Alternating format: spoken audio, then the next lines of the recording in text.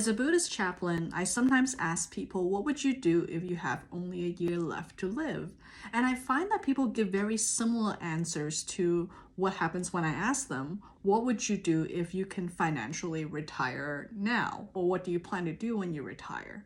And I usually get the mix of answers about spending time with your loved ones, traveling, learning a musical instrument. These are oftentimes really common answers I would get.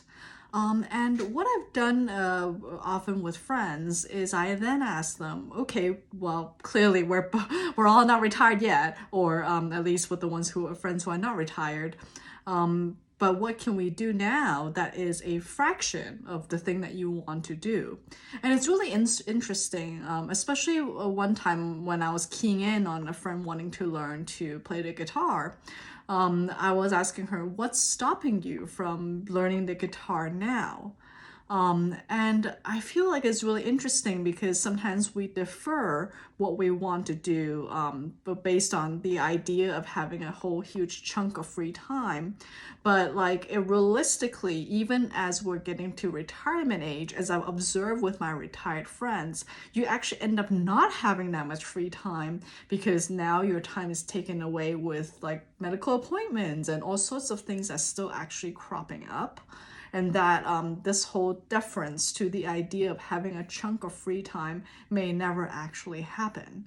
And so if there's one thing I would like to encourage you to consider is what is something that you would like to do if you only have a year to live, and to do a fraction of that task, or at least try to start. Because oftentimes once you start, you might realize that, this is fun, but it's not actually what I really want to spend time doing. And we can only know that once we begin to do the task or to try the hobby, to the point where we're like, okay, this is now that I've completed step one, I realize that I don't really like step two, or there might be other things that might crop up. And the only way we can figure that out is by trying to do a part of that thing. And so I hope this is something for you to think about.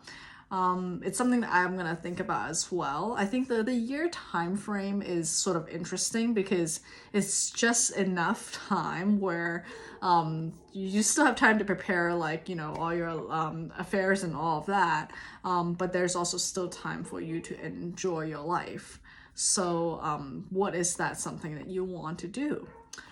The other aspect of it, so a lot of these answers when I ask this question have to do with experiential stuff, right? It's in the moment of living, how do we want to spend our time?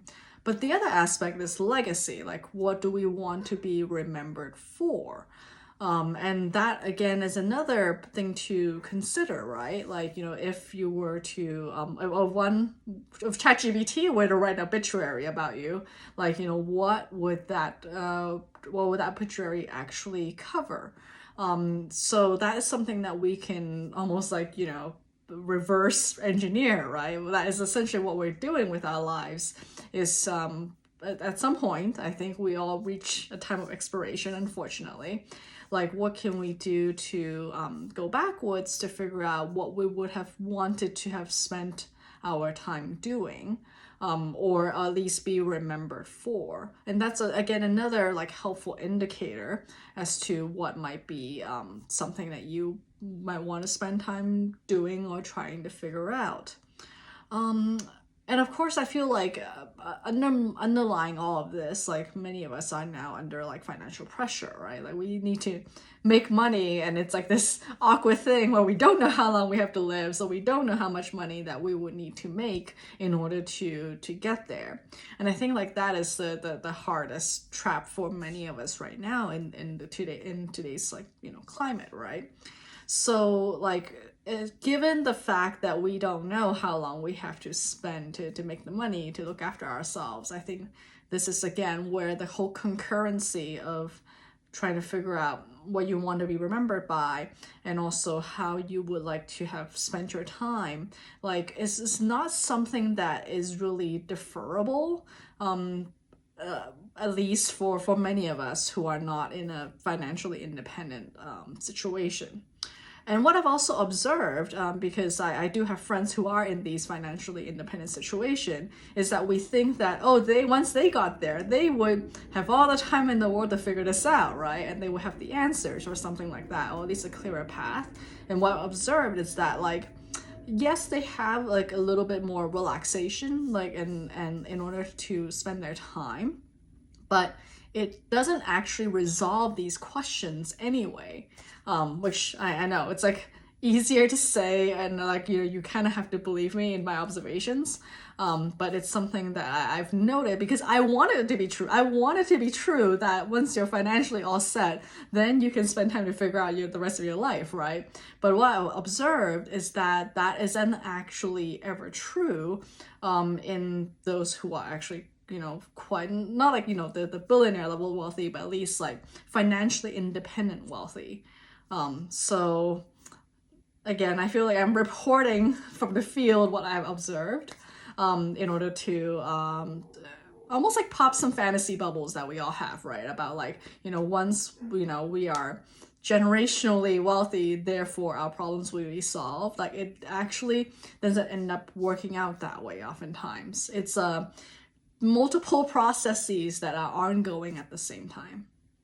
So I hope this is a fun reflection video. I feel like it's always very hard to bring up the whole idea of like death and reflection, because like nobody wants to think about that, right? And I feel like it also brings up, in my video with you today might actually bring up a sense of guilt, even of like, oh, I feel bad that there's some relationships that are unresolved, or like there's things that I want to do and haven't done, and I don't definitely very much sympathies. I'm in the same boat. Like, I haven't figured out every single thing I need to resolve in my life yet, right?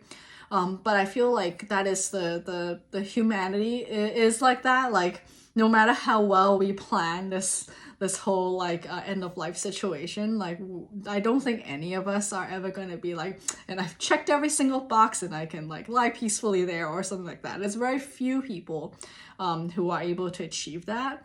And I also don't think that is exactly the point either. Like, I don't think the point is to like check every single box.